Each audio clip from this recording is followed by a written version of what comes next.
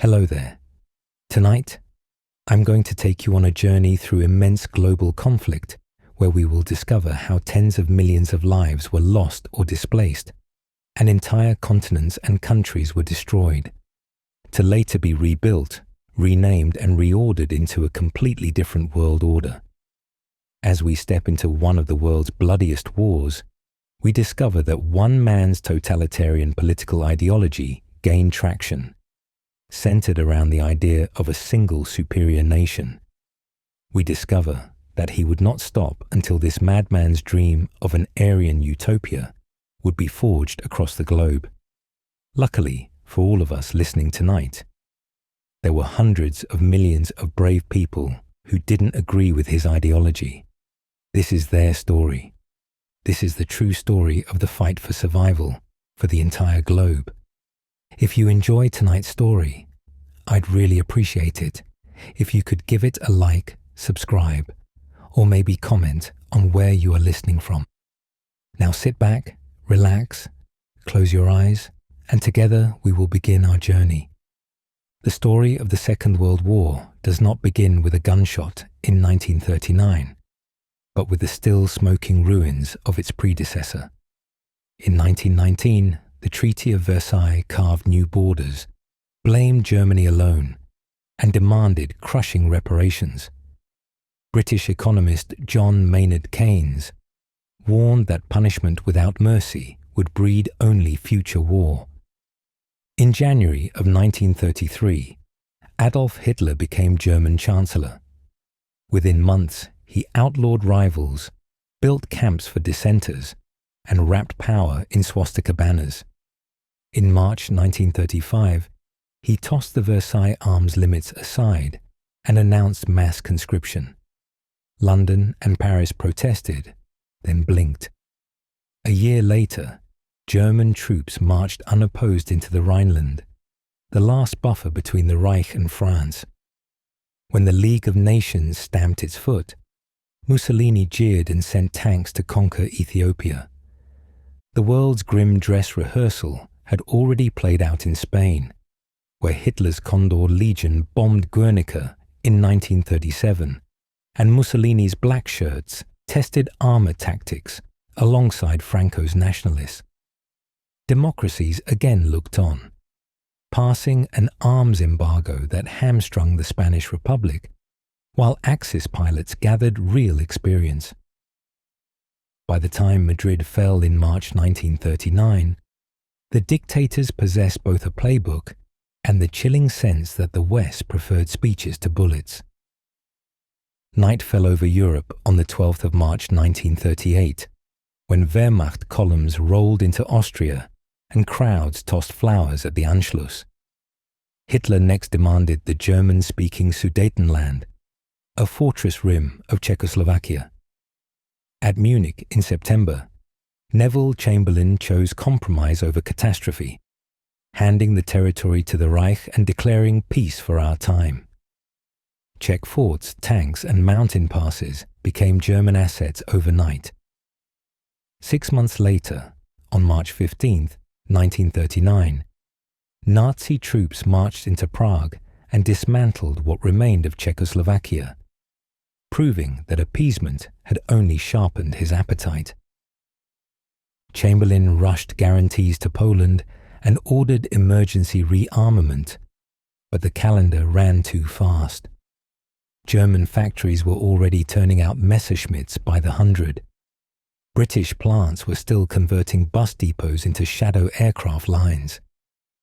Stalin watched from Moscow, wary of Western pledges, yet fearful of German ambition. In August 1939, his foreign minister Molotov signed a non-aggression pact with Nazi counterpart Ribbentrop. Secret clauses carved Poland and the Baltics into spheres of influence. With his eastern flank secured, Hitler struck. At 4:45 a.m., on 1 September 1939, the battleship Schleswig-Holstein opened fire on the Polish garrison at Westerplatte, and panzer divisions smashed across the frontier. Blitzkrieg, lightning war, had begun. Britain and France declared war on 3 September but could do little. Within 5 weeks, Poland was sliced in two. German armour from the west, Soviet tanks from the east, and Warsaw lay in ruins. The world waited for the next blow. It landed in Scandinavia. April 1940 saw paratroopers dropping on Danish bridges and destroyers racing up Norwegian fjords. The Allies bungled a counterattack. By June, Norway was a Nazi base aimed at the North Atlantic. Then Hitler turned on France. On 10th May 1940, crack panzer groups punched through the Ardennes, terrain French planners thought impassable, and reached the Channel in 10 days, trapping the British Expeditionary Force and half the French army.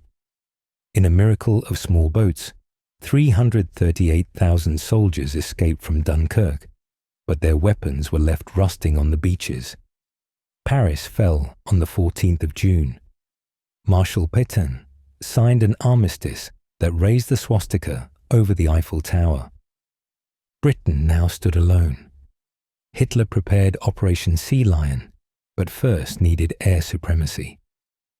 The Battle of Britain opened in July 1940.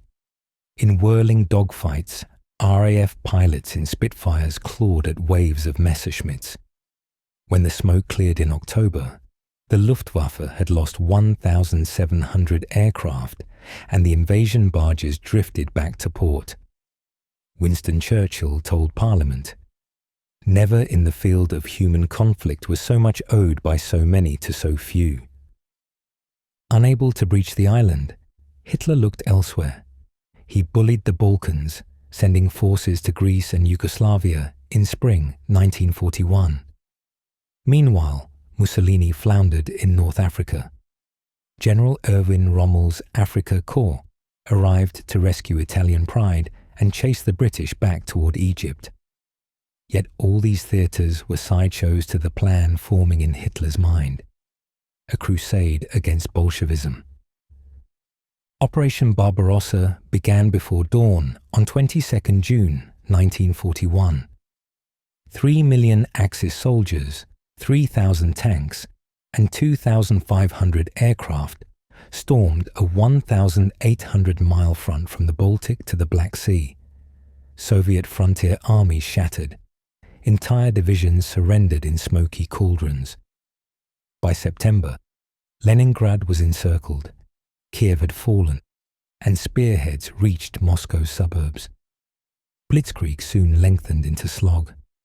Mud-glued tanks, supply lines starved for fuel, and winter came early. While snow choked the Russian front, the Pacific ignited. Japan's war in China, begun in 1937, had stalled. American embargoes strangled Tokyo's oil reserves. Admiral Isoroku Yamamoto proposed a hammer blow to cripple the US Pacific Fleet, while Japan seized the Dutch East Indies wells. Just before 8 a.m. on December 7, 1941, dive bombers painted with rising suns roared over Pearl Harbor.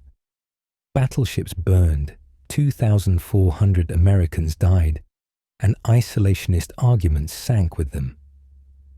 Roosevelt, calling the day one that would live in infamy, asked Congress for a declaration of war. Within hours, Germany and Italy declared war on the United States in turn, transforming two regional conflicts into a single planet-wide struggle. By New Year 1942, Axis banners seemed everywhere, from Norway's Arctic ports to the Libyan desert, from Kharkov's ruins to Manila Bay.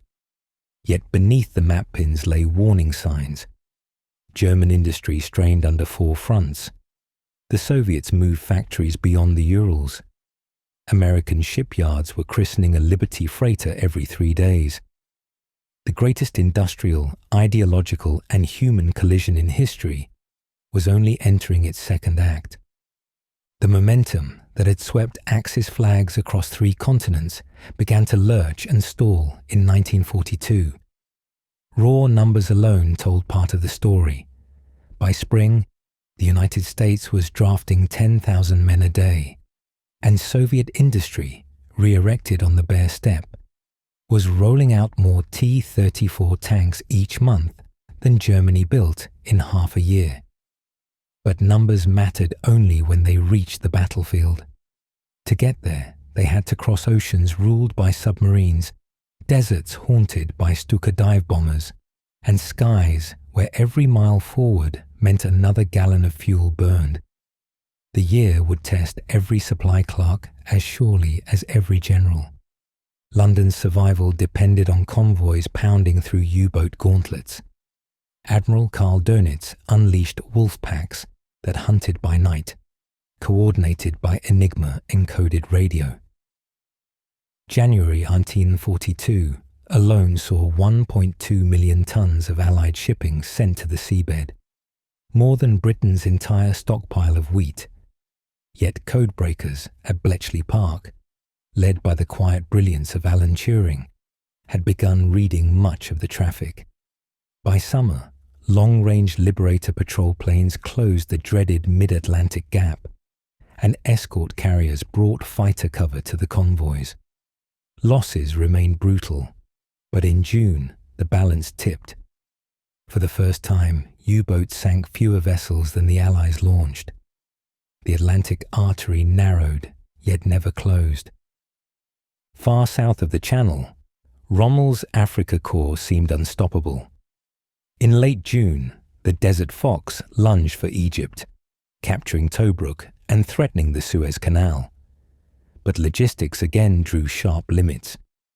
Each panzer division drank 30,000 gallons of fuel a day, all of it ferried from Italy across seas, now patrolled by British subs. General Bernard Montgomery assumed command of the 8th Army in August and stockpiled men, fuel, and 1,000 newly arrived American Shermans.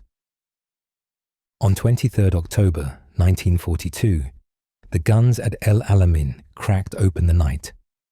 Over 12 days, Montgomery's methodical artillery barrages tore corridors through minefields, nicknamed the Devil's Gardens. Rommel, ill in Germany, rushed back, but reserves and fuel were gone. He ordered retreat on the 2nd of November. Churchill signalled the victory with rare delight. Before Alamein, we never had a victory. After Alamein, we never had a defeat. Even as the Axis reeled westward, a new front appeared behind them.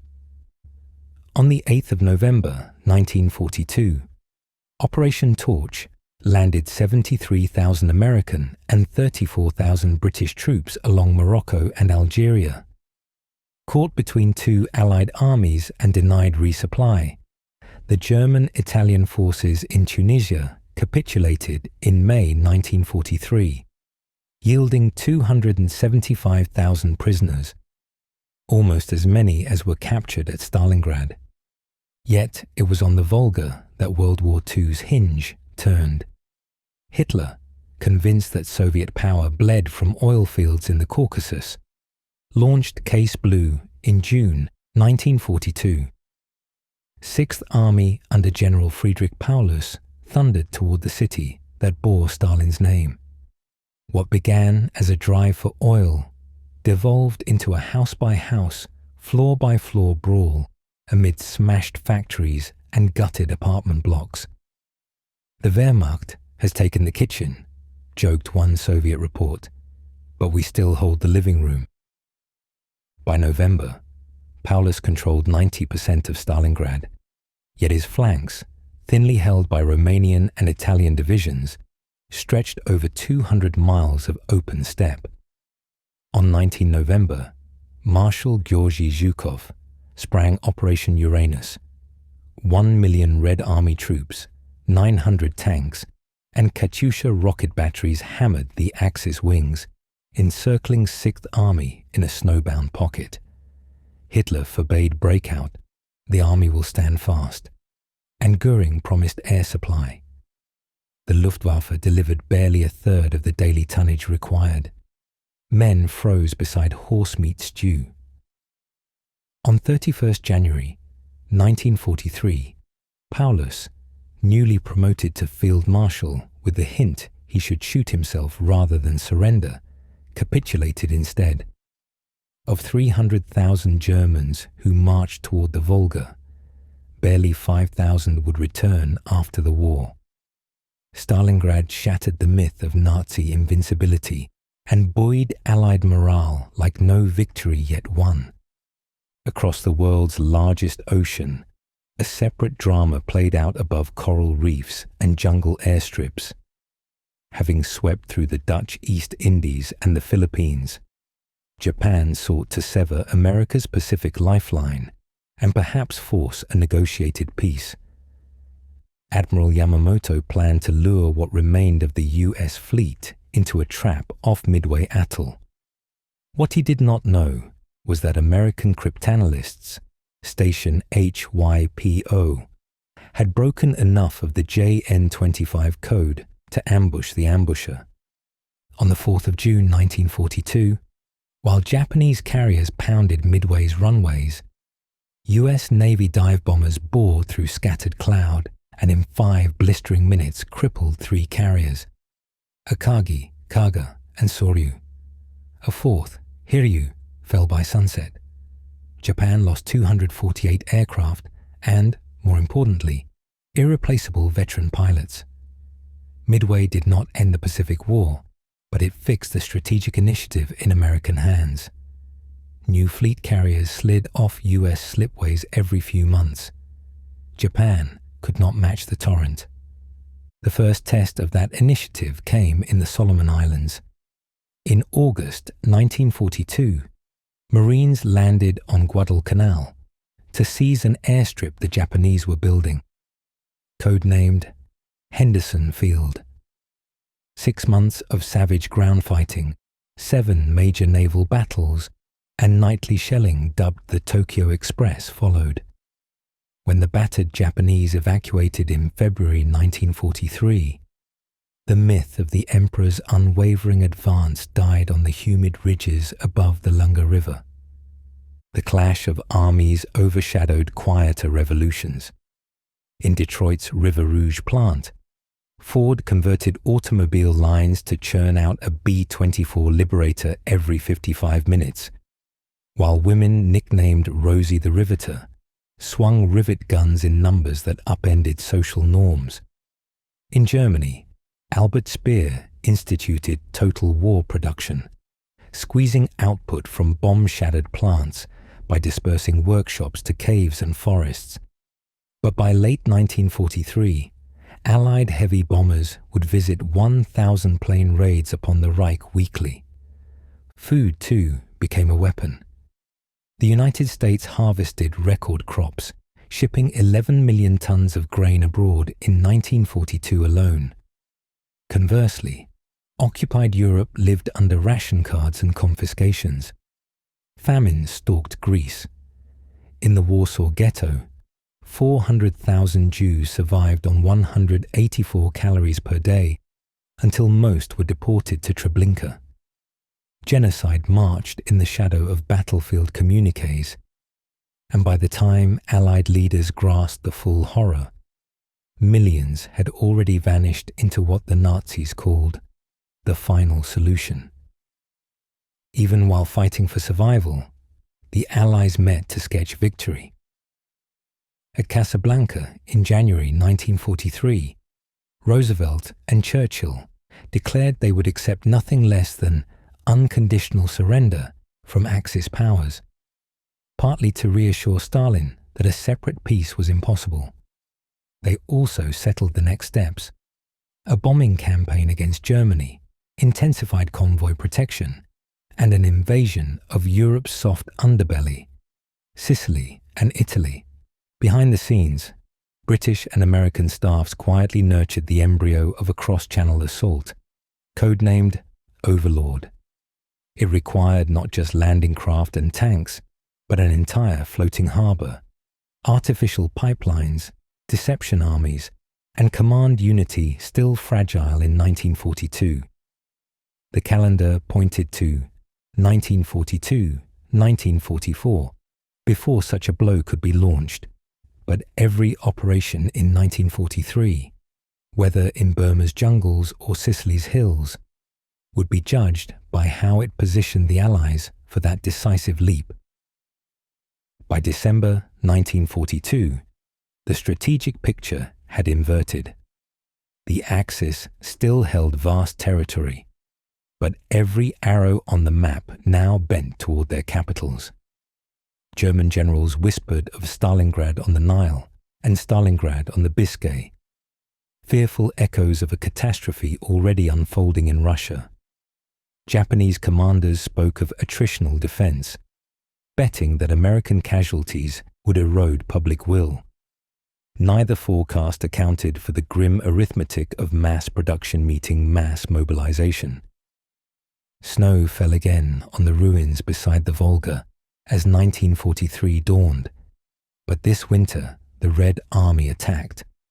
From the desert sand to the Aleutian fog, the Allies were no longer reacting. They were choosing where to strike.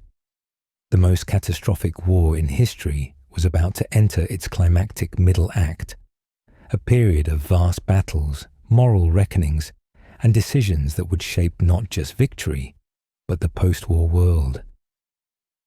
By the opening weeks of 1943, the strategic pendulum had begun its swing, yet the Axis still commanded more territory than any coalition in history. What followed was a year of hammer blows that fractured that empire, sometimes inch by inch, sometimes in thunderclaps so sudden that maps were obsolete before the ink dried. Stalingrad's shockwaves did not fade with the surrender. In January, the Red Army surged west across the frozen Don, retaking Kharkov and Rostov. Hitler counter-ordered a desperate stand. Field Marshal Erich von Manstein executed a masterful riposte, retaking Kharkov in March and halting the Soviet tide on the Mius and Oral rivers.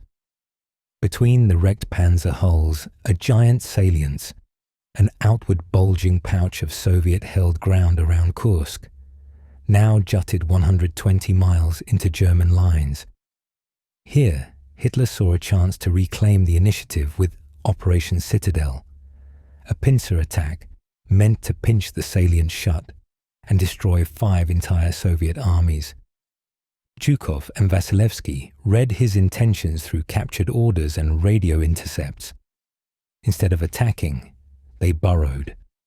Thousands of anti-tank guns, miles of barbed wire, and belts of minefields as dense as 3,000 mines per mile waited beneath camouflage nets when Citadel finally launched at dawn on July 5, 1943. Delayed so long that Soviet factories had poured another 2,000 T-34s onto the railheads, the Wehrmacht slammed into a defense layered 8 zones deep. For 8 days, steel shrieked against steel. At Prokhorovka, on 12 July, the 2nd SS Panzer Corps collided with General Rotmistrov's 5th Guards Tank Army in a maelstrom, remembered simply as the Dark Day. Hulls burned on impact. Drivers rammed enemies at point-blank range, where long guns could not depress. By nightfall, the Germans had advanced scarcely 7 miles and lost the last reserves they could never replace. 2 days later, Hitler aborted Citadel. Soviet counter-offensives erupted north and south, shoving the front beyond the Dnieper by October. Henceforth, the Red Army would choose the time and place of every major engagement. While tanks clashed on the steppe, Allied troops stepped onto European soil again, but in the south. Operation Husky hurled 160,000 Anglo-American soldiers onto Sicily's beaches on the night of July 9th to 10th. Airborne drops scattered wildly, yet naval gunfire and mobile logistics, the Allies mastered the art of floating supply dumps, kept the advance rolling. Axis troops fought a skillful delaying action and escaped across the Strait of Messina. But the political earthquake had already happened. On 25th July, a stunned fascist Grand Council voted Mussolini from office. King Victor Emmanuel ordered his arrest, and appointed Marshal Pietro Badoglio, who began secret armistice talks, even as German divisions poured over the Brenner Pass. The public announcement came on the 8th of September, the eve of the Salerno landings. For a moment, Italy exulted, then realized the war was not over, merely divided. Kesselring's German 10th Army seized Rome, disarmed former allies, and rushed to contain the Salerno beachhead. The battle hung in the balance for 6 torrid days, until naval guns and fresh US paratroopers tipped it. Yet the road north ran into the Apennines, where the Germans had carved the Gustav line across mountainous valleys dominated by a 1,000-year-old Benedictine abbey at Monte Cassino. Italy, Churchill quipped, was less a soft underbelly than a tough old gut. Elsewhere, the war turned by stealth. In May 1943, naval historians still call it Black May, U-boat losses spiked to 43 craft in a single month. Radar-equipped liberators, escort carriers, centimetric ASV sets, and hedgehog-depth mortars converged into an ecosystem of death for Donitz's packs. The Admiral withdrew surviving submarines from the North Atlantic, conceding the convoy lanes at the very moment Allied shipyards were launching a Liberty cargo ship every 8 hours. From this point onward, the sea would carry the material for Overlord unmolested. With the lanes open, a second tide crossed into Europe by air. The RAF's night offensive reached a grim crescendo in Operation Gomorrah. The week-long bombing of Hamburg, 24 to 30 July, that created a 1,500-degree Fahrenheit firestorm and killed 37,000 civilians. By day, the US 8th Air Force tested the theory that tight bomber boxes could fight through without escort. At Schweinfurt-Regensburg, 17th August, and again on Black Thursday, 14th October, the theory bled to ruin. Over 120 B-17s fell to flak and fighters. Only with the arrival of Merlin engine P-51 Mustangs in winter would daylight precision bombing become lethal rather than sacrificial. Under the occupation's shadow, resistance movements found both courage and catastrophe. In April, the Warsaw Ghetto, already reduced from 400,000 souls to 60,000 through starvation and deportation, rose with homemade bombs and stolen pistols. For nearly a month, fighters held off SS troops amid burning tenements until artillery leveled every block. The uprising failed militarily, yet flashed across world headlines, a symbol that Jews were not passive victims, but embattled citizens. In Yugoslavia, Tito's partisans liberated swathes of mountains. In France, the Maquis sabotaged rail lines feeding the Atlantic Wall. Each act drew reprisals. Village massacres at Lidis and Orador foretold the price communities would pay for defiance. Across the Pacific, Admiral Chester Nimitz and General Douglas MacArthur pursued twin prongs of advance. In New Guinea, Australians and Americans drove the Japanese from Buna to Lae, leaping by barge and machete through malarial jungle. Nimitz chose a string of coral atolls as stepping stones toward the Marianas. The first, Betio Island in the Gilberts, looked tiny on a chart, barely 2 square miles, but its 4,800 defenders had spent months laying wire and concrete. When the 2nd Marine Division waded ashore on 20 November 1943, tides misbehaved, leaving landing craft hung on reefs and men slogging 500 yards under point-blank fire. 76 hours later, the US flag flew over Tarawa. 1,100 Marines lay dead, and combat cameramen's footage shocked American cinemas. The lesson was clear. Every mile across the Central Pacific would be bought with compound interest. Amid snow-filled alleyways of Tehran, Stalin, Roosevelt, and Churchill met for the first time on 28 November 1943. Security fears forced them to share the Soviet embassy, where Stalin could listen through every wall. Tactical geniality masked deep suspicion, yet the conference achieved what earlier telegrams had not: a firm date, May 1944, for Overlord, agreement on a concurrent southern assault against southern France, Dragoon, and Soviet commitment to join the war against Japan after Germany's defeat. Behind the seated leaders, staff officers traded maps already penciled with lines that would harden into the Iron Curtain. By year's end, the industrial duel had reached heights no economist in 1939 would have believed. The United States produced 98,000 aircraft, more than Germany and Japan combined. The Soviet Union, despite losing Ukraine's coal and half its pig iron, manufactured 24,000 tanks, 3/4 of them the rugged T-34/76 and the new 85mm gunned variant. Germany's total tank output rose too, under Speer's rationalization, but it was devoured by attrition faster than the factories could weld. Japan, cut from Malay tin and Indonesian oil by submarine blockade, watched its monthly aircraft output slip even as pilots grew scarce. Thus, 1943 ended with battle lines still hundreds of miles from Berlin and Tokyo, yet the verdict of momentum unmistakable.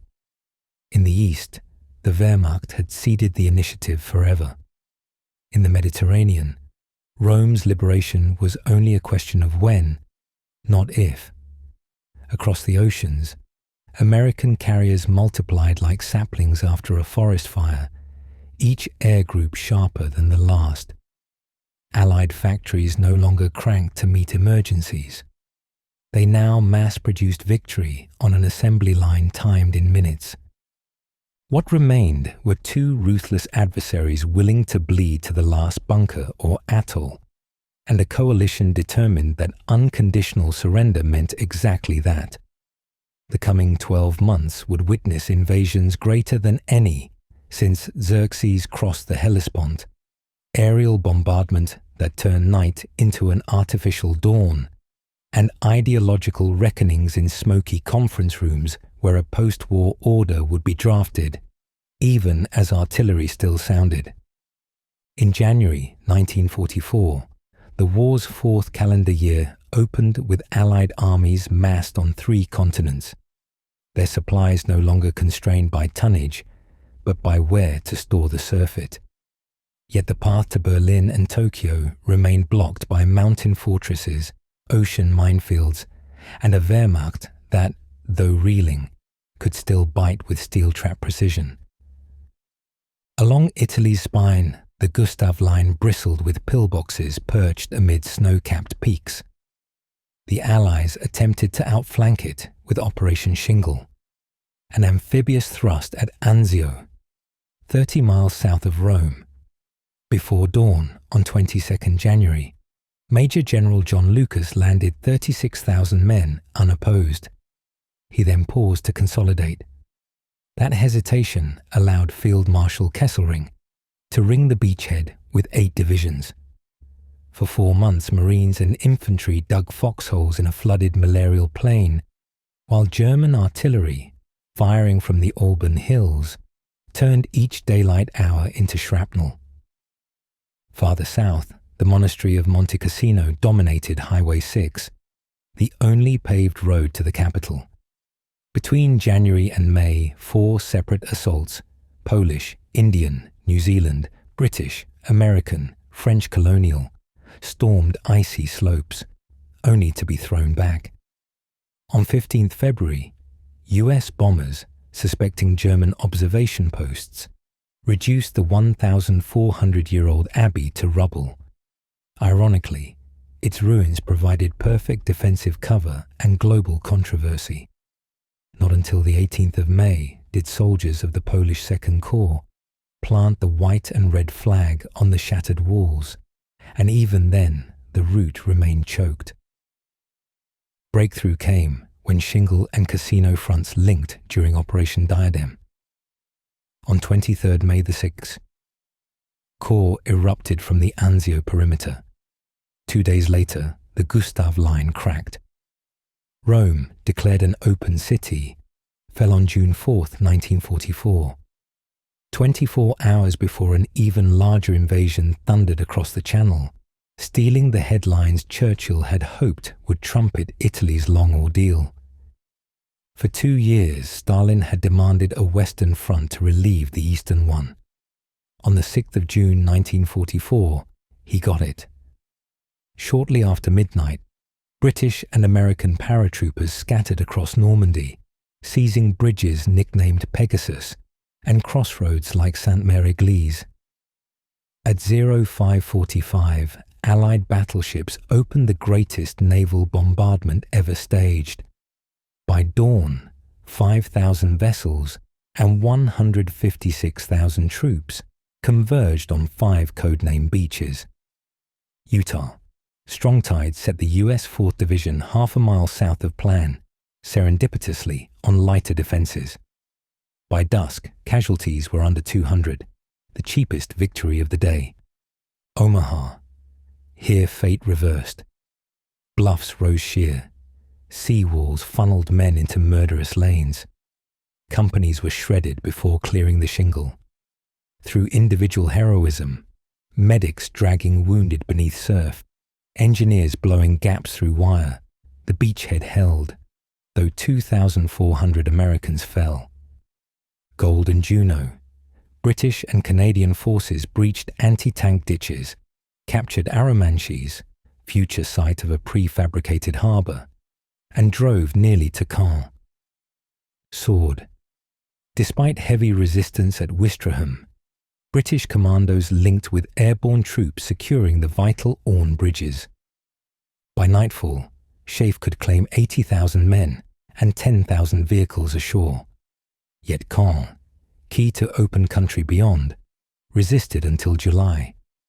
Bocage, dense hedgerow-lined fields, favoured German defence. Panthers ambushed Shermans at 50 yards, and forward was measured in orchards, not miles.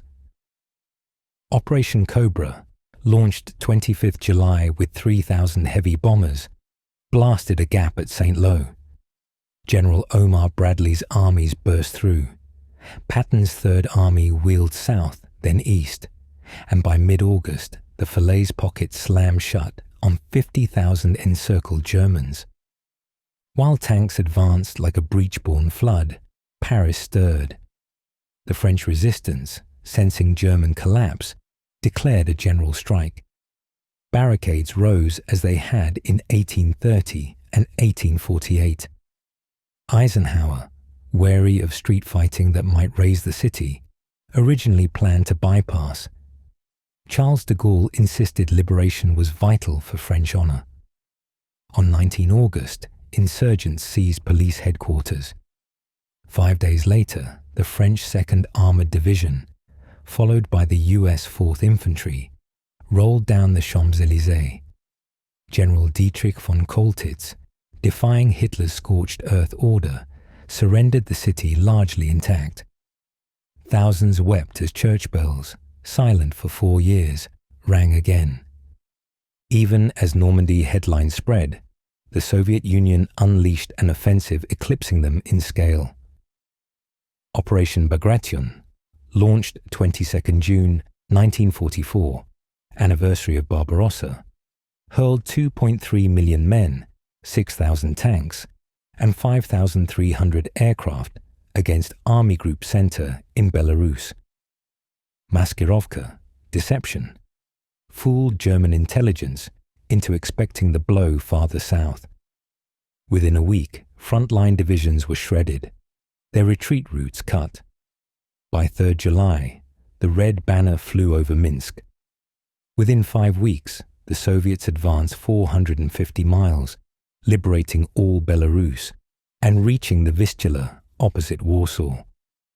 Army Group Center effectively ceased to exist, losing 28 of 34 divisions. As Soviet spearheads neared Warsaw, the Polish Home Army launched its own uprising on the 1st of August, hoping to reassert sovereignty before communism followed liberation. For 63 harrowing days, insurgents fought house to house, while the Soviets, spent and reorganizing, halted east of the river. Stalin, content to let two enemies bleed, denied Allied relief flights landing rights. German SS leveled districts block by block.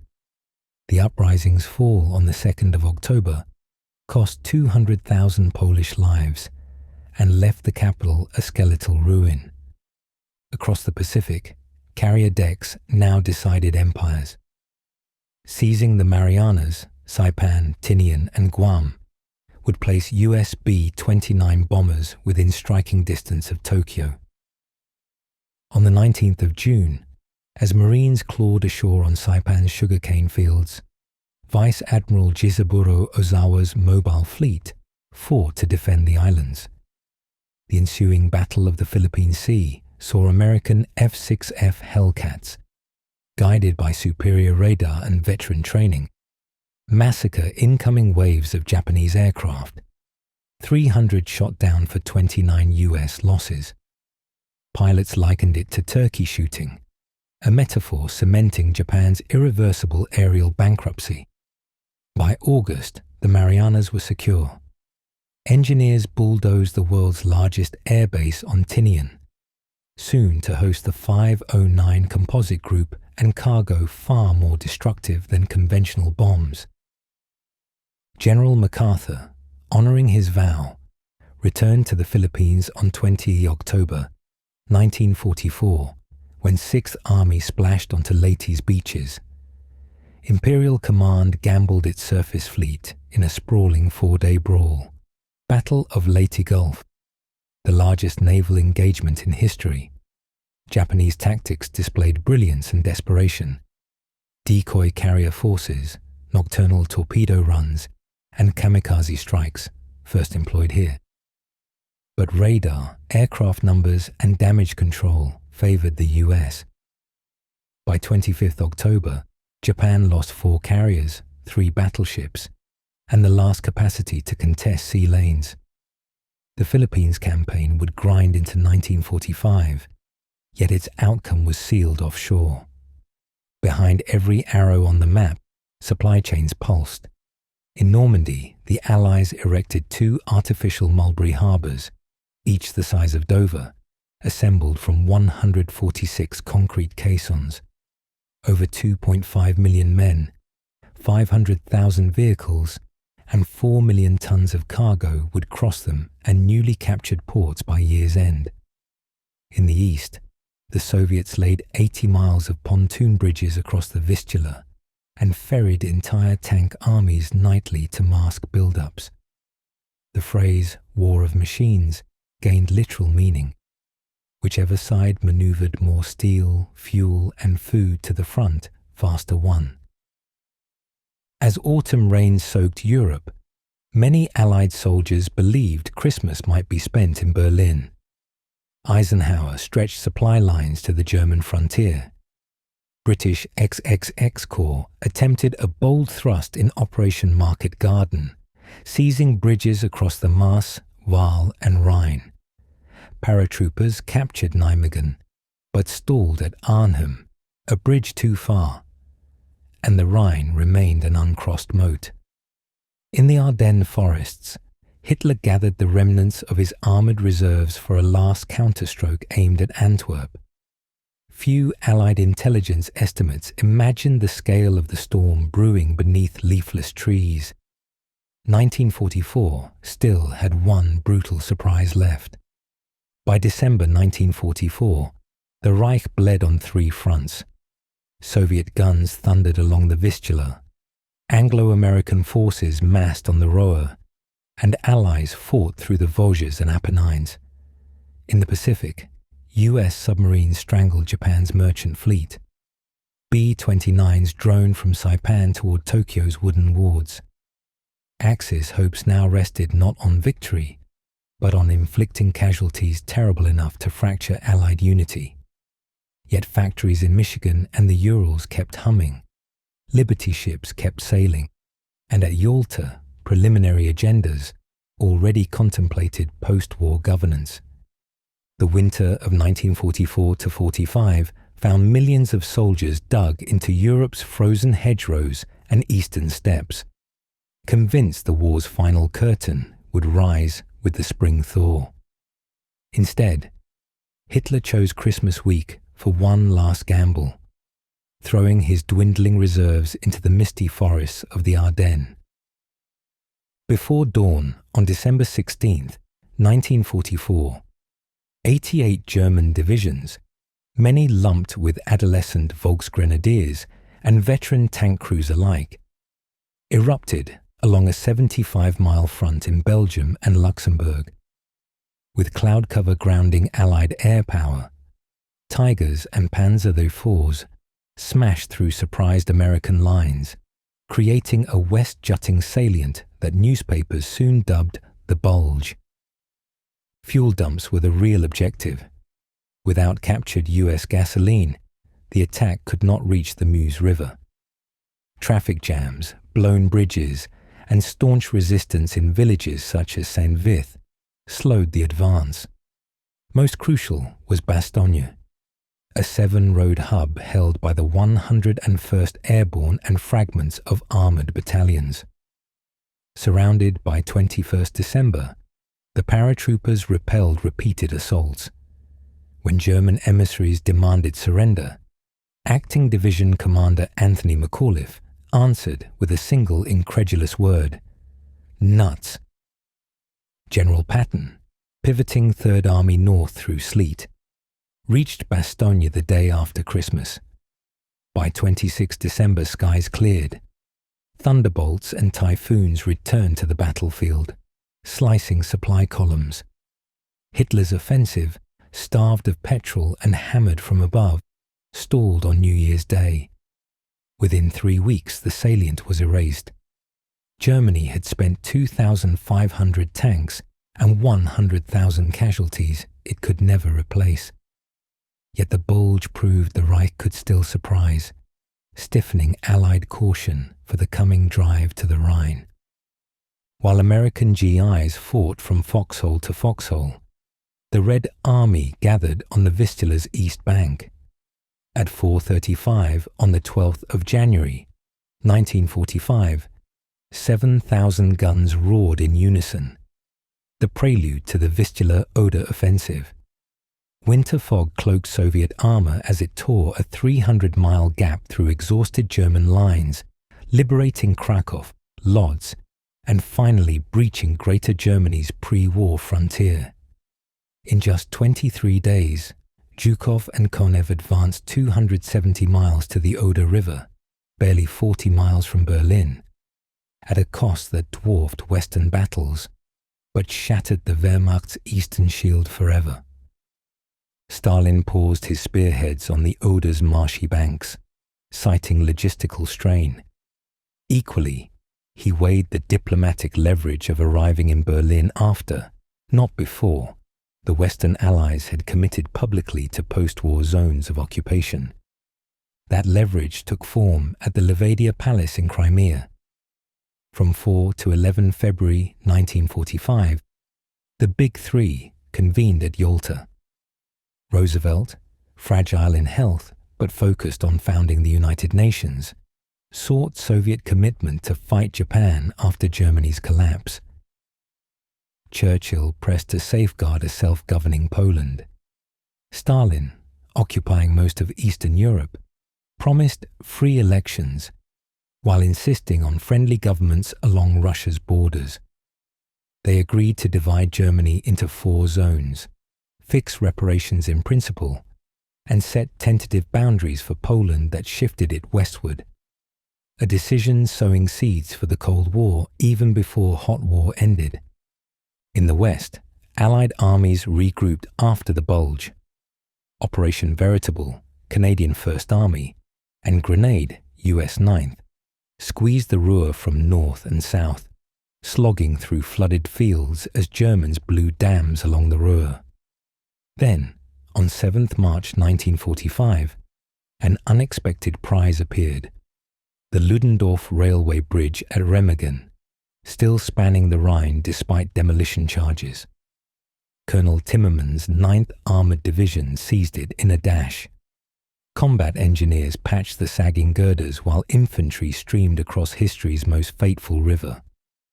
Eisenhower poured 5 divisions over before the bridge collapsed 10 days later, by which time pontoon spans crisscrossed the Rhine at Oppenheim, Wesel, and Mannheim. The vaunted water barrier was breached. The Ruhr industrial heartland would soon become a 300,000-man pocket. Even as armies churned toward Germany's heart, the air war entered its apocalyptic phase. By February 1945, RAF Bomber Command and the US 8th Air Force possessed near total mastery of the skies. On the night of 13th to 14th February, 796 Lancasters and Halifaxes inundated Dresden, a Baroque city swollen with refugees.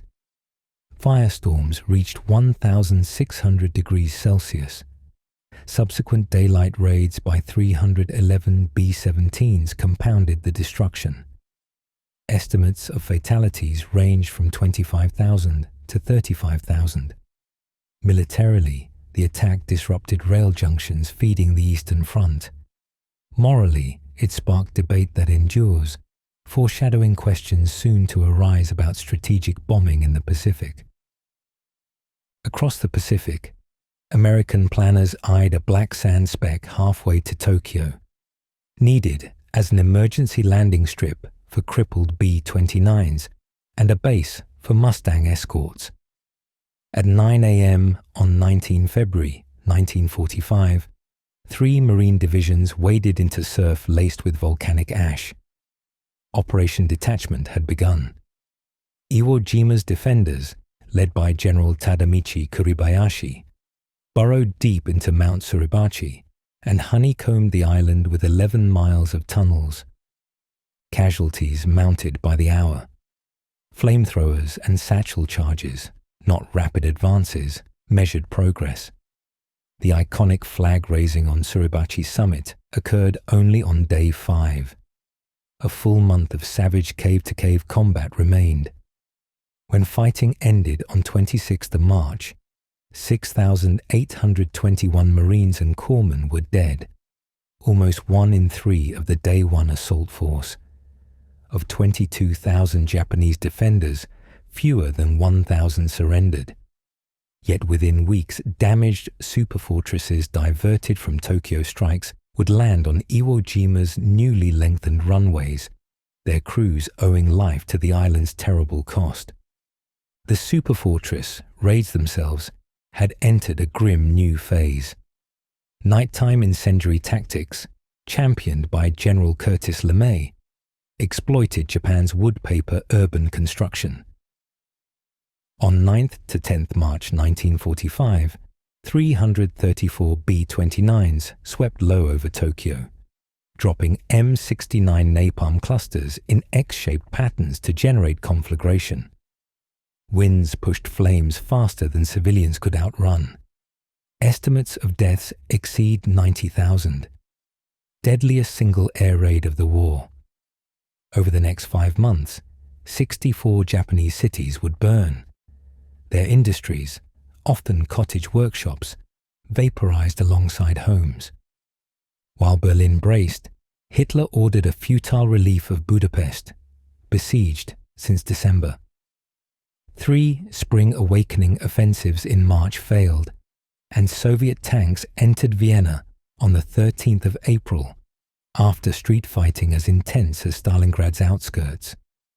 The Balkans, once envisioned as Germany's oil tap, now became a retreat corridor clogged with refugees, Waffen-SS remnants, and wrecked Panthers. Beyond the headlines, US fleet submarines quietly annihilated Japan's merchant marine. By early 1945, Only 1 in 10 freighters leaving Singapore reached the home islands. Food rationing fell below subsistence. Factories lacked coal. Soldiers on distant atolls starved in uniform, awaiting invasions that bypassed them entirely. Inside the Emperor's councils, realist admirals whispered that defeat was certain, if not in summer, then by winter famine. By the first week of April, Western forces encircled the Ruhr, while Patton's armour raced toward Bavaria and the Czech border. Liberated prisoners staggered from camps like Buchenwald and Bergen-Belsen, testifying to crimes that dwarfed strategic debates. In the east, Zhukov massed on the Oder for a final thrust at Berlin. Across the Pacific, Marines transferred from bloody Iwo Jima to staging areas for Operation Iceberg, Okinawa, the last gateway to Japan itself. The global noose had tightened. 5 Allied fronts, 2 on Germany's soil, 2 circling Japan, 1 invisible beneath the sea, were crushing Axis capacity to fight. Yet the dictator still lived, commanding from deep bunkers. Kamikaze pilots still trained, and planners in New Mexico tested a device that threatened to reshape war and peace forever. The globe now vibrated with the rumble of converging armies and the crackle of secret lightning in the New Mexico desert. Between April and August 1945, every front reached its terminal velocity, propelling history toward 2 ruined capitals and a technological Rubicon no nation could ever uncross. On Easter Sunday, April 1st, 1945, the U.S. 10th Army, 183,000 Marines and soldiers, landed on Okinawa's Hagushi beaches. The assault, codenamed Operation Iceberg, met eerie calm. Japanese General Mitsuru Ushijima had withdrawn most defenders to the island's southern ridges, intending attritional slaughter.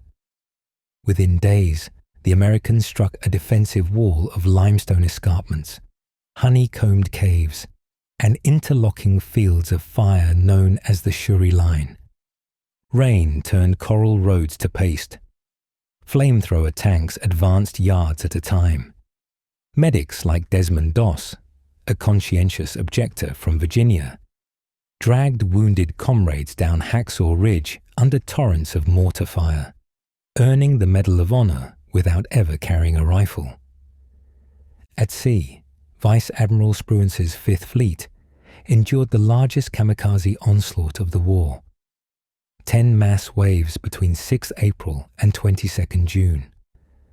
More than 1,900 suicide aircraft sank 26 ships and damaged 164, including the supercarrier Franklin.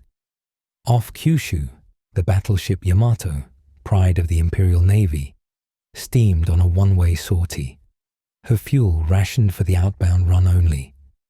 U.S. carrier planes found her on 7th April. 36 bombs and torpedoes detonated magazines and split the giant clean in 2. Ground combat ended on 22nd June. Okinawa cost 12,500 Americans killed and 36,000 wounded, the bloodiest battle of the Pacific, and at least 110,000 Japanese soldiers, plus 90,000 Okinawan civilians. The lesson for planners eyeing the home islands was chilling. If this was the fight for a single prefecture, what would Honshu demand? While typhoons of steel battered the Ryukyus, Europe convulsed in its death spasm. On 25th March 1945, Zhukov's 1st Belarusian and Konev's 1st Ukrainian fronts crossed the Oder and Neisse, rolling west under barrages fired gun-to-gun, barrel-to-barrel. Katyushas shrieked. IS-2 heavy tanks crushed farm walls. Assault engineers bridged rivers faster than German defenders could blow them. Hitler, grey-faced and tremor-racked inside the Führerbunker, issued no-retreat orders to formations existing only on situation maps. Child soldiers of the Hitlerjugend, armed with Panzerfaust, took positions beside remnants of the Waffen-SS. Artillery observers could already glimpse the Brandenburg Gate through optic haze. In the west, Eisenhower's armies fanned out after crossing the Rhine. Patton's Third Army swept through Thuringia, liberating Buchenwald on the 11th of April. Prisoners had hung a hand-painted banner, "We are free." To the north, British and Canadian units cleared the Netherlands, while Americans captured intact jet aircraft at Nordhausen and missile crews in the Harz Mountains. Eisenhower halted at the Elbe River on the 12th of April, honoring earlier agreements that Berlin lay in the Soviet zone. The same day, 5,000 miles away, President Franklin D. Roosevelt died of a cerebral hemorrhage in Warm Springs, Georgia. Vice President Harry S. Truman took the oath, inheriting victory in sight, but peace terms, atomic secrets, and Soviet relations still unresolved. Vienna fell to the Red Army on the 13th of April after house-to-house fighting. Hungarian planes had already changed flags twice. German propaganda spoke of an Alpine national redoubt, fortress stockpiles hidden in Bavaria's peaks. But Allied patrols found mostly empty chalets and scattered SS diehards. The Reich's heart pumped only fear and defeat. Operation Berlin began at 3 a.m. on the 16th of April, when 9,000 Soviet guns lit the night like sunrise. Zhukov's infantry stormed the Silo Heights, sacrificing 30,000 men in 3 days to pry open the gateway. Konev, pivoting north, slashed toward the southern suburbs, while Marshal Rokossovsky pinned remaining German armies on the Baltic coast. By 23rd April, Soviet spearheads had encircled the city, squeezing defenders into a shrinking maze of rubble and canal locks. Inside the Führerbunker, news arrived that Heinrich Himmler was seeking surrender terms. Hermann Göring sent a telegram implying succession. Hitler raged, stripped them of rank, and drafted a will naming Admiral Dönitz to lead what remained of Germany outside Berlin. On 29th April, as Red Army shells struck the Reich Chancellery Garden, Hitler married Eva Braun. The next afternoon, he shot himself. She bit cyanide. Their bodies were doused with petrol and burned in a crater.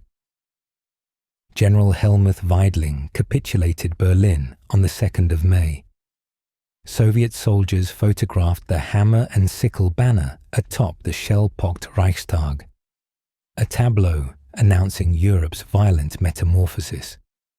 Grand Admiral Karl Dönitz, now head of the Flensburg government, sought to save troops from Soviet captivity by surrendering piecemeal to the West. Eisenhower demanded total capitulation on all fronts. At 2:41 a.m. on the 7th of May, in a schoolhouse at Reims, General Alfred Jodl signed the instrument of unconditional surrender, effective the 8th of May, 1945. Stalin insisted on a second ceremony in Berlin. There, in Zhukov's headquarters at Karlshorst, Field Marshal Wilhelm Keitel repeated the act late on 8th May, making 9th May Victory Day in the USSR. Across the free world, crowds flooded streets, kissed strangers, and listened to church bells not heard since 1939. The European war was over. Even as VE Day celebrations echoed, a parallel timeline advanced in the New Mexico desert. The Manhattan Project, 135,000 scientists, engineers, and laborers woven across 30 sites, had refined 13 pounds of plutonium into a grapefruit-sized core. At 5:29:45 on July 16, 1945, atop a 100-foot tower at Alamogordo, engineers triggered Gadget. The desert flashed white-green. A fireball rose 7 miles. Sand fused into jade glass called trinitite. watching from 10,000 yards, physicist J. Robert Oppenheimer recalled a verse from the Bhagavad Gita. "Now I am become death, the destroyer of worlds." The blast confirmed that a single bomb could dwarf the incendiary raids already leveling Japanese cities. 3 weeks later, Truman, Churchill, replaced mid-conference by Clement Attlee after Britain's election, and Stalin met in Potsdam's Sicilienhof Palace.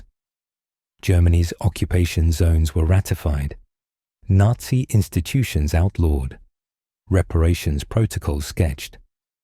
On 26 July, the Allies issued the Potsdam Declaration, demanding Japan's unconditional surrender and warning of prompt and utter destruction if it refused. Tokyo's Supreme Council debated mokusatsu to withhold comment, gambling on Soviet mediation that would never come. Hiroshima. At 2:45 a.m. on August 6, 1945, the B-29 Enola Gay lifted from Tinian with Little Boy, a uranium bomb. At 8:15 local time, bombardier Thomas Ferriby released the weapon over Hiroshima's Aioi Bridge. 43 seconds later, a sun blossomed 1,900 feet above the city. Temperatures hit 5,000 degrees Celsius. Steel girders vaporized. 70,000 people died instantly, another 70,000 within weeks. Radios across Japan crackled with confused reports of a new type of bomb. The next day, 9th August, 2 shockwaves hit hours apart. At 0001, Soviet Far Eastern fronts smashed into Japanese-held Manchuria. Operation August Storm unleashed 1.5 million troops, 5,500 tanks, and Mongolian cavalry across deserts thought impassable. Japan's Kwantung Army, starved of equipment by 4 years of Pacific priorities, disintegrated within 10 days. Nagasaki. That morning, B-29 Boxcar targeted Kokura, found it obscured by smoke, and diverted to the secondary target. At 11:02, Fat Man, a plutonium implosion bomb, detonated over Nagasaki's Urakami Valley, killing 40,000 outright. Emperor Hirohito convened the Imperial Council in a fortified bunker. For the first time, he spoke against continued war, citing the bomb and Soviet entry as twin catastrophes. On 14th August, Japan accepted the Potsdam terms. Jubilant crowds from Melbourne to Manila celebrated VJ Day on the 15th of August, though formal surrender awaited signature. That morning, Americans tuned radios to hear Hirohito's unprecedented, softly crackling voice concede that the war situation has developed not necessarily to Japan's advantage. On 2 September 1945, aboard the battleship USS Missouri, anchored in Tokyo Bay, Foreign Minister Mamoru Shigemitsu signed for Japan. General Douglas MacArthur countersigned for the Allies, declaring, "Let us pray that peace be now restored to the world." Overhead, hundreds of US aircraft roared in salute, their shadows sweeping across the teak deck, where a decade of global slaughter officially ended. World War II closed with geographies altered, empires dissolved, and an arsenal able to erase civilization. 75 million lay dead. Soldiers, partisans, civilians, victims of genocide and famine. Yet amid the rubble, conferences at San Francisco birthed the United Nations. Engineers converted assembly lines to tractors. Refugees packed trains toward uncertain homelands. And soldiers who had marched from Normandy's hedgerows to Saxony's Elbe called themselves the citizen survivors of democracy's most perilous trial. The sudden silence that fell after the Missouri's deck ceremony was deceptive. Guns stopped, but urgent questions rattled across every continent. How would the defeated be judged? Who would feed millions amid bombed-out harvests? Where would the world's 11 million displaced people go? Into that vacuum of victory stepped soldiers turned administrators, relief agencies improvising on rubble, and politicians already squinting at the outlines of a new ideological standoff. In Europe, 4 Allied occupation zones, American, British, French, Soviet, replaced Nazi civil authority on the 5th of June 1945. Eisenhower's SHAF transformed into US Forces European Theatre, tasked with disarming 7 million German troops and locating hidden arms caches that might seed guerrilla resistance. Over 8 weeks, 2,000 POW camps sprouted from Schleswig to Bavaria.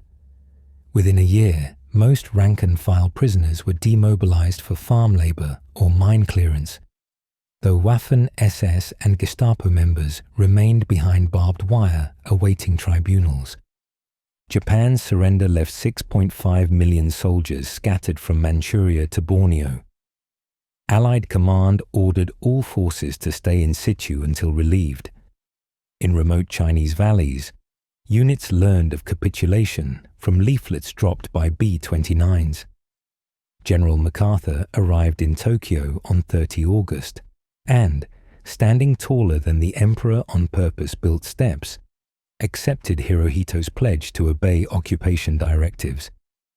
Demobilization proceeded with samurai haste. By November, each soldier carried a demilitarization certificate and a rail ticket home. Yet 600,000 found themselves in Soviet camps east of Lake Baikal, bargaining years of timber felling for bowls of kasha. War had pulverized Europe's transport grid, 2,400 bridges down on the Rhine alone, and 1945's harvest promised famine. The United Nations Relief and Rehabilitation Administration, UNRWA, created in 1943 but now truly tested, marshaled 200,000 tons of wheat a week, trucking flour from Genoa's docks into Austria, shipping Norwegian salted herring up the Danube, and dispatching 13 million tins of spam to Poland. The slogan "Food is the first thing, morals follow on" appeared on posters from Marseille to Mannheim. In Asia, the task was larger. Japanese rice shipments to Korea and Taiwan had ceased. Drought again gripped the North China Plain. American Liberty ships filled with California grain steamed into Yokohama, while Australian wheat headed for Manila. Still, black markets thrived.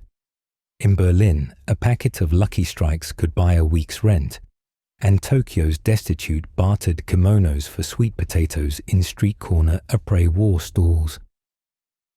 Refugees formed humanity's largest migration since the great European plague exoduses.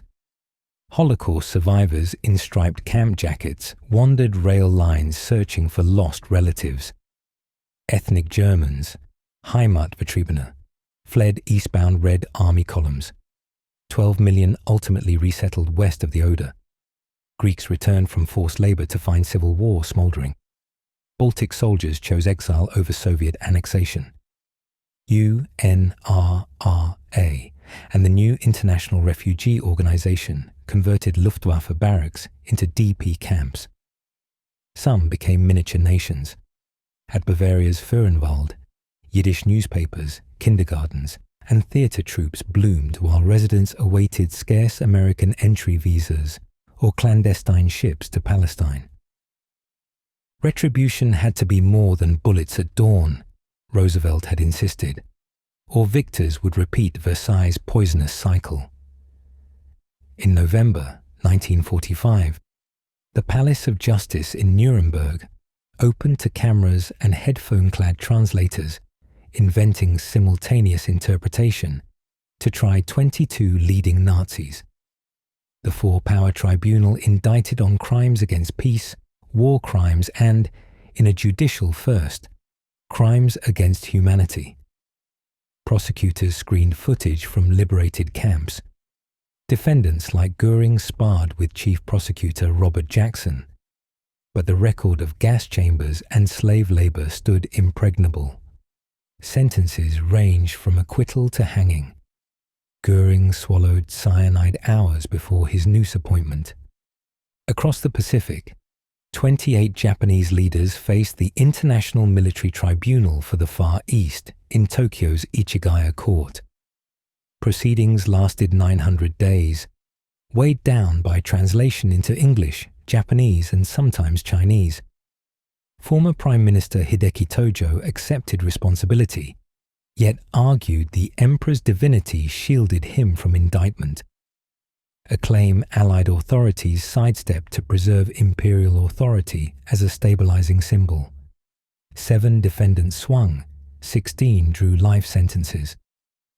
Lesser prosecutions occurred in Manila, Singapore, and Darwin, codifying a concept that wartime atrocities, wherever committed, violated universal law.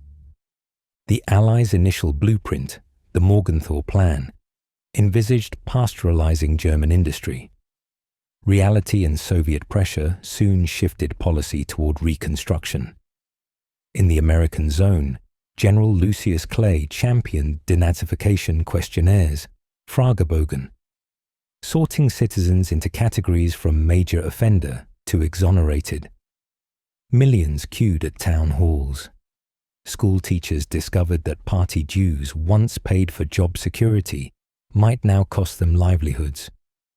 Yet the sheer volume overwhelmed tribunals. By 1948, pragmatism softened the process in favor of economic recovery. Currency reform on 20 June 1948 replaced worthless Reichsmarks with Deutsche Marks. Each citizen received 40 DM head money. Overnight shop windows filled.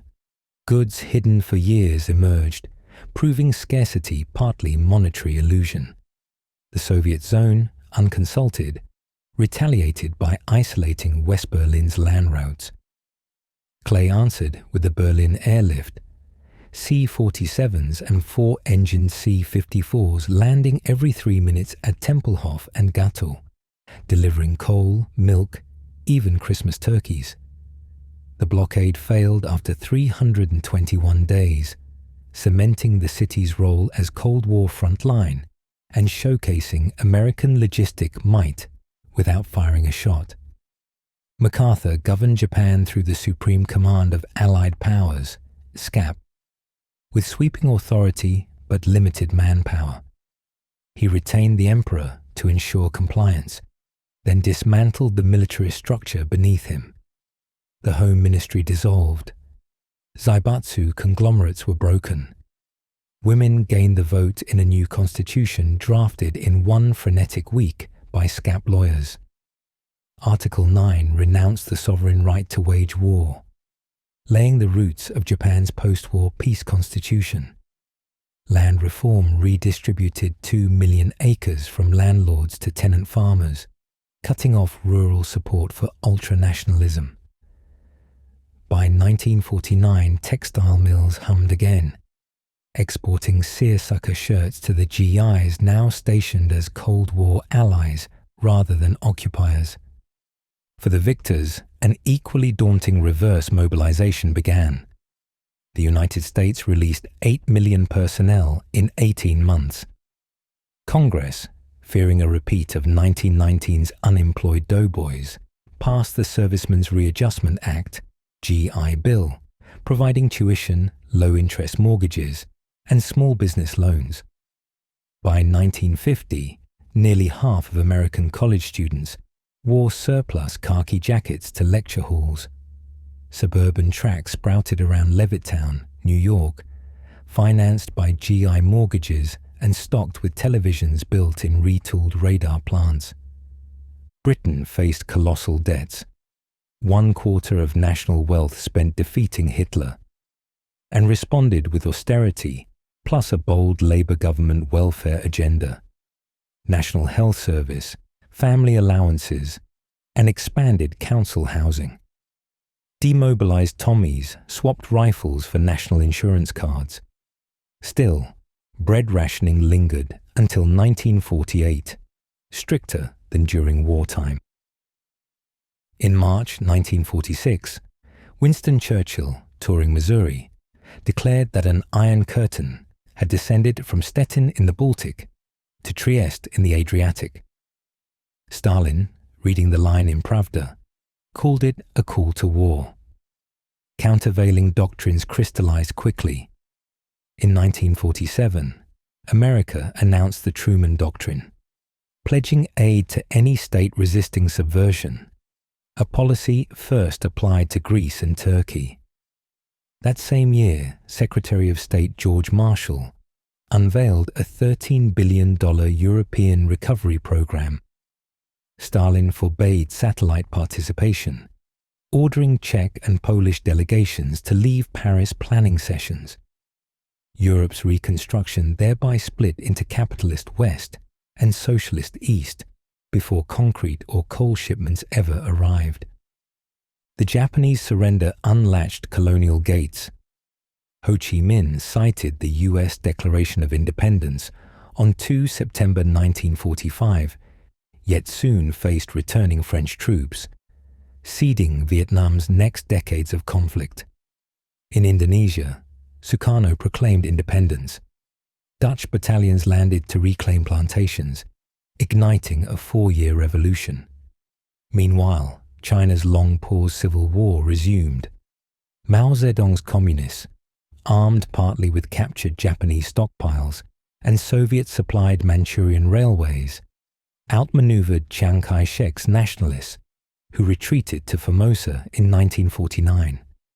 The Pacific arena that had just closed erupted anew under different banners.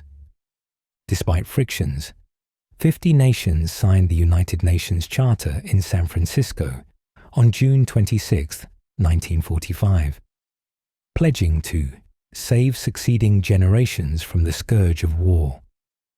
Its Security Council, 5 permanent members with vetoes reflecting hard power, was a compromise between idealism and realpolitik.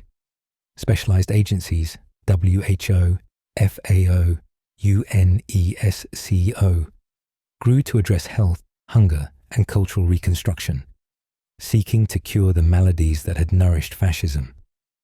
World War II had razed cities, but it also blasted open doors for social transformation. Women's industrial roles accelerated suffrage movements. Colonial soldiers returned demanding equality. Scientists who split atoms turned to harnessing their energy for light. Yet the same nuclear genie, now stalking policy rooms from Washington to Moscow, cast a long umbra where future crises would play out. World War II ended in mushroom clouds and liberation parades, yet its aftershocks reshaped every latitude for decades. The legacies that took root in the late 1940s were not footnotes to a finished conflict, but seeds of new struggles. Anti-colonial wars, a bipolar arms race, and social revolutions that rewrote family, factory, and frontier alike. The European empires that had marched colonial troops into both world wars returned home exhausted and morally dented. India led the breakaway rush. On 15 August 1947, 2 years to the day after VJ Day, Jawaharlal Nehru unfurled the tricolour above Delhi's Red Fort and spoke of India's tryst with destiny.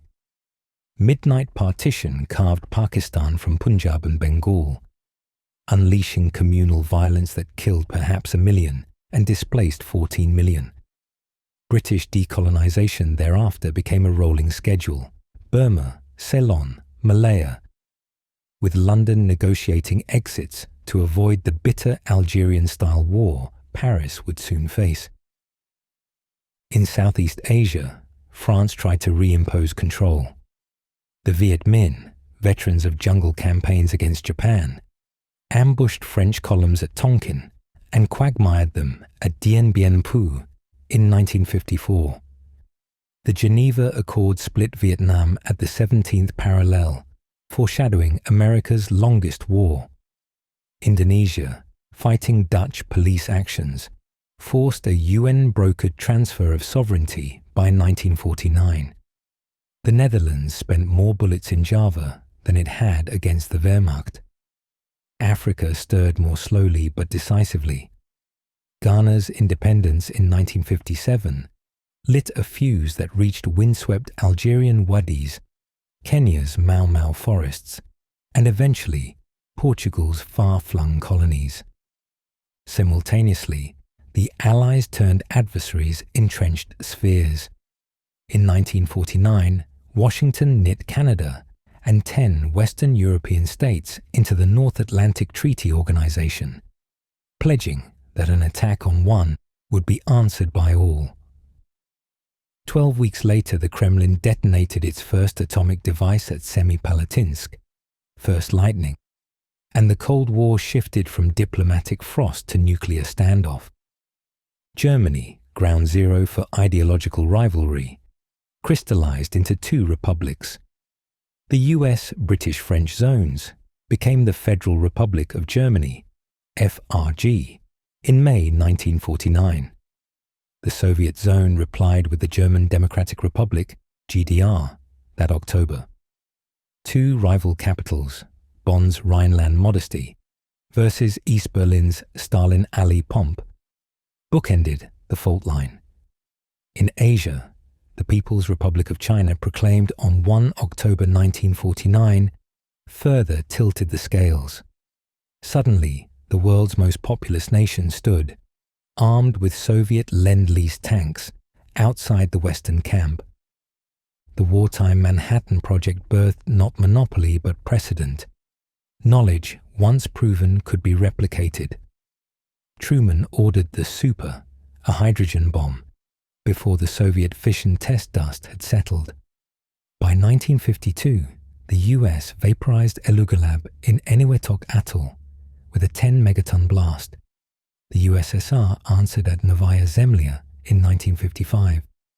Delivery systems evolved from B-29 successors to swept-wing B-52s, and crucially, to rocketry shaped by ex-Nazi engineers like Werner von Braun and Soviet counterpart Sergei Korolev. Project Paperclip flew German expertise to Alamogordo. The Soviets captured V-2 assembly teams at Nordhausen. Rockets that once terrorized London now perched beneath nuclear warheads aimed at continents. A dark dividend of wartime technological acceleration. Not all legacies were malignant. Penicillin, mass-produced under wartime urgency, entered civilian pharmacies, slashing mortality from pneumonia and sepsis. Radar research morphed into microwave ovens and commercial air traffic control. Jet propulsion, first fielded in Messerschmitts and Gloster Meteors, seeded global passenger aviation. By 1952, BOAC's de Havilland Comet carried paying customers at 500 miles per hour. Computing leapt from room-sized code-breaking prototypes to transistorized brains. ENIAC's 1946 unveiling traced lineage to Bletchley Park's Colossus. Within a decade, the same logic circuits powered weather prediction and census tabulation. Wartime nutrition studies informed school lunch programs. GI housing loans fashioned suburban landscapes complete with backyard refrigerators. Technologies once reserved for warship galleys. Societies processed trauma through memorials and myth-making. At Auschwitz, the Polish government preserved barbed wire and crematoria as permanent caution. In the United States, Hollywood translated combat into John Wayne heroics, Sands of Iwo Jima, while sobering documentaries like Night and Fog, 1956, forced audiences to witness liberation footage. West Germany confronted its past through gradual Vergangenheitsbewältigung, overcoming the past. The 1958 Ulm Einsatzgruppen trial, student protests in the 1960s, and televised Eichmann testimony chipped away at collective amnesia. Japan's narrative proved more ambivalent. The Hiroshima Peace Memorial opened under a scaffolded dome left skeletal by the blast, yet textbooks soft-pedaled Nanjing and Unit 731 for decades. Veterans groups clashed with pacifist constitutions in public debate. Article 9 remained untouched but contested. The war's egalitarian shocks reverberated at kitchen tables and picket lines. Women who riveted Liberty ships returned to find pay gaps intact. Many stayed, fueling labor movements and second-wave feminism. In America, black veterans cited military service, while challenging Jim Crow. Truman desegregated the armed forces in 1948. The Montgomery bus boycott dawned less than a decade later. In Britain, the Beveridge Report, drafted mid-war, birthed the National Health Service in 1948. Continental states followed with welfare systems blending Christian democracy and socialist ideals, arguing that Social Security inoculated societies against fascist desperation. War thus fathered both the United Nations Universal Rights language and domestic safety nets from Oslo to Osaka. Marshall Plan dollars, $13 billion between 1948 and 1952, flowed into steel plants at Essen and shipyards in Marseille, contingent on cooperative procurement that laid foundations for the European Coal and Steel Community, 1951. Supranational pooling of coal, coke, and iron was sold as tariff efficiency, but aimed at locking French and German industries so tightly together, war would become self-defeating. It worked. By 1957, the Treaty of Rome forged the European Economic Community, ancestor of today's EU, arguably the most ambitious peace-through-trade experiment in history. Japan, too, rose on American loans and Korean War procurement booms. By 1964, Tokyo hosted the Olympics, televised in color, rapid transit trains whirring past neon that made the fire-bombed metropolis a symbol of Phoenix-like recovery. West Germany's Wirtschaftswunder, economic miracle, saw Volkswagen Beetles humming on autobahns laid by the Third Reich, but now lined with American PX rest stops. Guerrilla doctrine honed by Tito, Mao, and French maquisards outlived the uniforms that conceived it. Algerian FLN fighters read Mao's treatises. Castro's 26th of July movement echoed Yugoslav slogans. Kalashnikov's AK-47, designed in 1947, but influenced by wartime Sturmgewehr concepts, became the insurgents' icon, cheap to make, easy to maintain, and thus a pipeline from World War II armament labs to late-century proxy wars. World War II permeated art and literature. Orwell's 1984 projected totalitarian nightmares sharpened by Blitz sirens. Primo Levi's If This Is a Man bore witness from inside Auschwitz. Kurosawa's Ikiru examined post-bomb civic ennui. Jazz, carried by GIs to Paris, blended with chanson. Japanese kids read Tetsuwan Atom, Astro Boy, where atomic power enabled heroism, not Holocaust. Even language shifted. Blockbuster, once a bomb weight, became box office slang. Radar and Jeep slid from acronyms to everyday nouns. Yet beneath growth and gadgets, fragilities persisted. Berlin, amputated and occupied, would in 1961 acquire a concrete wall. Korea, divided in 1945 at the 38th parallel, erupted into war 5 years later when Soviet-armed North Korean tanks crossed the line.